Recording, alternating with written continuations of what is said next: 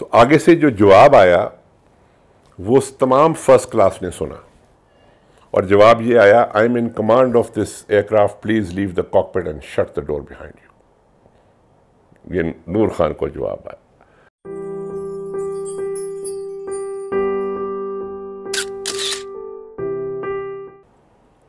نور خان صاحب جب فلائی کرتے تھے نا تو اتنی دہشت تھی کہ کاکپٹ کیبن کرو کانپنا شروع کر دیتا تھا کہ آج چیئرمین جہاز پہ، حالانکہ چیئرمین کچھ نہیں کہتا تھا، اس نے کیا کہنا ہے۔ تو ایک فلائٹ پہ کچھ فلائٹ پہ گڑبڑ ہوئی، تو چونکہ فرنٹ رو پہ فرسٹ کلاس میں چیئرمین بیٹھا تھا تو یہ اٹھ کے گیا، تو اس نے کاکپٹ کھولا، تو کاکپٹ پہ ایک کپتان تھا جس کا میں نام نہیں لوں گا، ویڈیو چل رہا ہے، لیکن چیئرمین نے اس سے پوچھا واٹس رانگ، کیونکہ جہاز میں کوئی آواز آئی جو اس نے سن لی۔ تو آگے سے جو جواب آیا وہ تمام فرسٹ کلاس نے سنا، اور جواب یہ آیا، I am in command of this aircraft, please leave the cockpit and shut the door behind you. یہ نور خان کو جواب آیا۔ انہوں نے کڑک کر کے دروازہ بند کیا، واپس آ کے بیٹھ گیا۔ اب اس جہاز کے کپتان میں اور نور خان میں 6 لیولز کا فرق تھا۔ نور خان ایک فون کرتا نا تو اس کی نسلیں نظر نہ آتی۔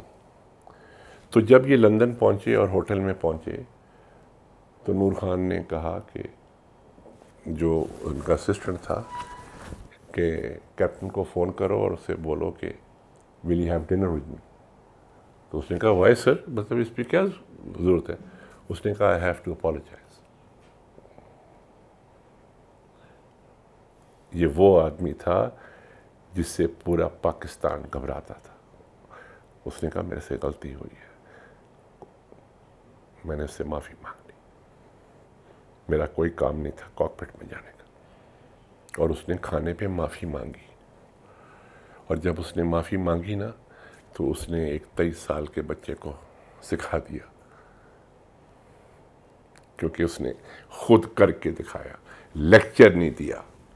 اس نے 23 سال کے بچے کو دکھا دیا کہ غلطی ہو جائے تو چھاتی چوڑی کر کے معافی مانگو،